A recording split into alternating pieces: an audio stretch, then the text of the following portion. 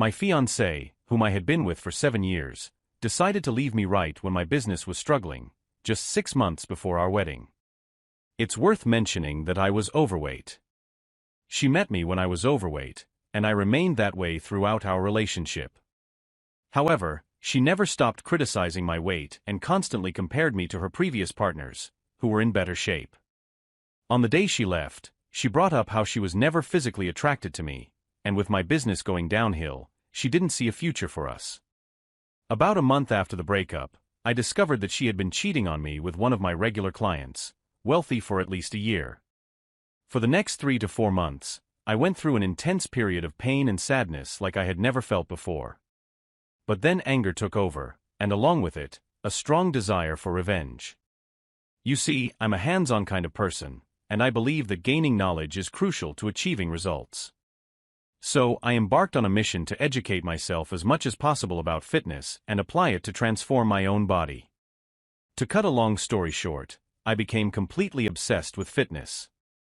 In just 3 years, I managed to go from weighing 450 pounds with over 55% body fat to a lean 200 pounds with 7% body fat and a solid physique. The remarkable thing is that throughout this entire journey, she had no idea of what I was doing or what I had accomplished. After 3 years, I made the decision to move to a different country. I'd closed down my business and wanted to pursue a better future elsewhere. A few months after settling in the new country, I received a surprising request from a major newspaper back in my home country. They asked me to give an interview for an article about young immigrants. Unbeknownst to me, the photo I provided them with ended up on the cover of the newspaper. Suddenly, I started getting tagged on social media. People who hadn't seen me in a long time couldn't believe their eyes. The news spread until it reached my ex-partner's ears. It turns out she went and purchased the newspaper, and a mutual friend who happened to be there witnessed her shocked reactions. Her jaw literally dropped to the floor, and she couldn't stop asking how this could be possible and if the photo was real. I later heard from friends that she was complaining to everyone who knew us. By the way, I'm planning to compete in a fitness competition within the next year or so. So yes, I'll be sending her a signed photo, even though I've completely moved on from her. Consider it revenge number 2, currently in progress. Once I settled in the new country, I met a girl and fell deeply in love with her. I hadn't been in a relationship since the previous breakup because I had trust issues and was too focused on my fitness journey to pursue romantic interests. I was introduced to her through a relative, and she seemed perfect to me. It took some reassurance from her to regain my trust in opening up emotionally. Before long, I started envisioning a future with her, and we entered into a committed relationship. However, she wasn't the easiest person to be around. She tended to be judgmental, immature, had OCD tendencies, and possibly had borderline personality disorder. She struggled to express her feelings openly and had unconventional views on relationships, marriage, and having children. Whereas I was very much in favor of marriage and starting a family, her lack of experience in serious relationships made things more challenging. Despite the negative aspects, she had some wonderful qualities that kept me holding on. There were times when she could be incredibly sweet and caring. Anyway, the relationship abruptly ended after 4 years when I proposed to her, and she couldn't bring herself to say yes. Instead of a direct rejection, she proceeded to list all my faults and shortcomings right to my face. At the top of her list was the fact that I was new to the country and hadn't yet established myself, meaning I didn't own a house and didn't have a large bank account. She even went as far as saying that if I were to lose my job, which was a decent corporate job, it would be difficult for me to find another one, and all the responsibilities would fall on her. She rejected me on so many levels. It's hard to find any humor in it. No doubt about it, this breakup was the most excruciating one I've ever been through. It felt like my soul was torn in two, and not having my family and friends around for support made it even worse. It was absolutely brutal. Things got so bad that I started experiencing intense physical pain, lost track of time for months on end, and sank into deep depression. At some point during this living nightmare, I reached my breaking point and underwent a massive and sudden transformation. I completely shed my old self and emerged as a different person. I made a solemn vow to achieve career goals that most people would consider impossible, and through that, I would seek my revenge. A year and a half has passed, and I've made some significant improvements in my life. I've boosted my income significantly, purchased a nice apartment in a good neighborhood, and finally got the car and motorcycle I've always wanted. On top of that, I'm working on building 2 companies, one in consulting and another in the tech industry. The tech company recently received a high valuation, and our goal is to make it a big success. Along the way, I've had the opportunity to meet incredible and successful individuals, and I've formed some great friendships with them. And you know what? I'm not planning on stopping here. I'm fully aware that revenge is a dish best served cold, and I'm not bothered by the fact that it hasn't been fully achieved yet. Aside from all of that, I want to express my immense gratitude towards these 2 women. Despite their rejection and the pain they caused me, they have ultimately made me a better person.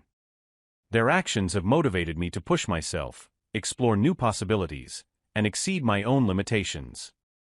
They've opened my eyes and provided me with the motivation to pursue my dreams. Second story. It's been 5 weeks since the day everything changed for me, and I've been on an emotional roller coaster ever since. My wife and I have been together for 23 years. We're both in our early 60s and were previously married. We got married 5 months after being introduced by one of her sisters. Throughout the years, we faced a few challenges, but we've stayed strong and overcome them together. Our relationship has only grown stronger over time, and now we're empty nesters who spend a lot of time together and have an active and satisfying bed life. We got married when she was 37, and I was 40, so we both knew about each other's romantic past, and it has never been a problem for us. Throughout our years together, we've occasionally shared stories about our pasts, but it was never forced or necessary for us to ask questions like, how many people have you been with? Or delve into explicit details about our previous experiences. However, about 2 months ago, something changed, and we started having more casual conversations about our past relationships and partners. My wife, in particular, seemed to have a strong urge to share everything she could remember about her own experiences. I found it all quite fascinating and enjoyable to hear. She had some funny stories to tell, and some of it even sparked my interest. We kept sharing stories for a couple of weeks until one Saturday morning. She was doing her hair at her dressing table while I was lying on the bed talking to her. After finishing a story, she said, "Oh well, I think I've told you everything about my past. You probably know more about me than anyone except myself." I could see her reflection in the mirror, and she could see mine. I chuckled and half-jokingly asked, "So you've never cheated on me?" Her expression changed. Her eyes looked away, and she mumbled, "I can't answer that." Then she added, "But I can't lie to you either." What she revealed next shattered my heart and destroyed the sense of security I had built over our 23-year relationship.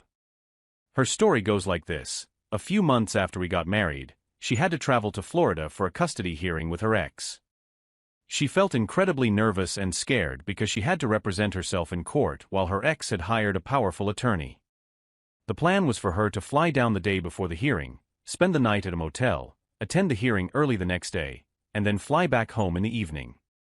On the day of her trip, she landed in Florida, picked up a rental car, and drove to the motel where she had booked a room. She intentionally chose a motel near a beautiful beach she used to visit when she was still married to her ex. My wife really enjoyed strolling along beaches. They bring her a sense of peace and tranquility. On that particular day, she made a stop at a liquor store on her way to the beach. The upcoming custody hearing had her feeling incredibly anxious, and she thought a little rum might help calm her nerves. She wasn't a complete teetotaler, but also not a heavy drinker.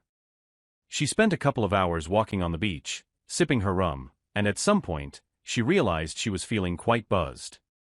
Then she remembered spotting a cute little diner not far from her motel and decided to go there for a meal. When she walked into the diner, it was nearly empty, so she chose to sit alone in a booth. A little while later, a guy she described as good-looking, with gray hair, walked into the diner. She guessed he was around 45 years old. He sat in an empty booth across from her, and they exchanged greetings. While they were eating, they started chatting. He came across as a really nice guy, and she found out that he was a professional photographer who loved his job. During their conversation, he asked if he could join her in the booth. She didn't see anything wrong with it. I've told her that I would have been suspicious at that point, but she believed he was harmless and enjoyed having someone pleasant to talk to instead of going straight back to her hotel room and being alone with thoughts about the next day.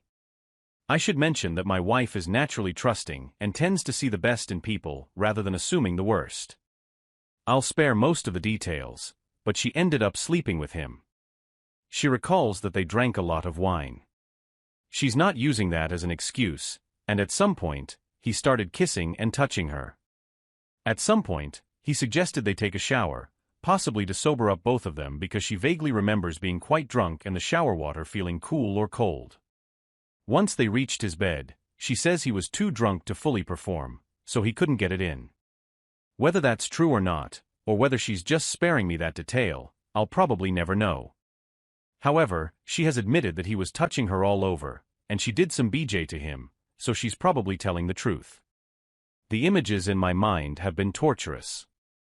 She says that by the time they reached his bedroom, she realized she was doing something very wrong.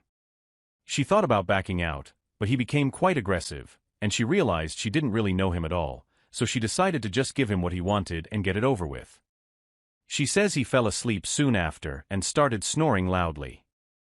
That's when she quietly got off the bed, got dressed, and left the house without waking him up. She says she cried during the drive back to the motel, and when she arrived, she felt dirty, so she spent a long time in the shower trying to clean herself and crying. I've learned that some betrayed spouses prefer not to know the details, while others like me feel a strong need to know everything. I've asked countless questions, even though there are some things she doesn't remember due to the passage of time. However, since she first told me about it, she has been completely open to answering any question she can. I understand that many of these questions have been difficult for her to answer, and the answers have been painful for me to hear. Nevertheless, she has fully recognized my need and right to ask them and has been patient in doing her best to provide answers. She has apologized many times and is committed to rebuilding my trust in our marriage. She admits that although she doesn't think about that incident often anymore, it bothered her greatly for a long time. Whenever it crossed her mind, she wanted to tell me but was afraid of hurting me. However, when I directly asked her that morning 5 weeks ago if she had ever cheated on me, she couldn't lie. She swears that she has never repeated such actions, and I have no reason to doubt her. There haven't been any signs or suspicions of anything happening since then. She has repeatedly taken responsibility for her actions without making excuses. Even though it's been more than 20 years since this happened, it doesn't make the incredible shock, pain, anger, and disappointment I've been feeling any less intense. When she disclosed it to me, it felt as if it had just occurred the night before. She acknowledges that even though she's had over 20 years to come to terms with it, for me, it feels fresh and painful. As I mentioned earlier, the intrusive thoughts have been terrible. Although they now occur about 8 or 10 times a day instead of every 3 minutes like they did initially. I came across an article that mentioned how closeness is often the most challenging part for a man to overcome when his wife cheats on him. I truly believe that the closeness was the main part of my wife's one-night fling. According to her, it wasn't even satisfying for her because the other guy was selfish and focused only on his own pleasure. I just wish she could explain why she did it, but she can't provide a clear answer. If she told me that she was incredibly attracted to him and since she was far from home and wouldn't see him again, she decided to have a casual encounter, I might understand to some extent. However, she sincerely insists that she had no intention of engaging in closeness with him when she went to his house. She believes alcohol played a significant role, but she emphasizes that she doesn't want to use that as an excuse. She acknowledges that what she did was wrong regardless of whether she was drunk or not. In a strange way, I consider myself fortunate when I compare my situation to others. Here, my wife had a one-night fling with a guy who lived 12 miles away from us. There was no ongoing affair or emotional connection involved. She never had any further contact with him. She can't provide a clear explanation for her actions, but she doesn't try to make excuses for what happened. She emphasizes that it was a one-time occurrence and not something she did before or has done since. I love her deeply, and I know she feels the same way about me. We have shared 23 years of good memories together, and we are committed to moving forward and working together to build a marriage relationship that is forever changed but stronger and better than ever before. She constantly tells me how sorry she is and expresses her love for me multiple times a day. I had made up my mind that I wouldn't forgive her unless I genuinely felt forgiveness in my heart, and it took me a couple of weeks after D-Day to sincerely forgive her. I know she is fully aware of how wrong her actions were, and she deeply regrets them. If she had the chance, she would take it all back instantly. I also know that she truly understands the extent of the pain she caused me, and that's something I will never forget. I'm writing this because I don't really have anyone I can talk to about it, but I felt the need to share it with someone. By the way, she managed to overcome the powerful lawyer and won the custody battle.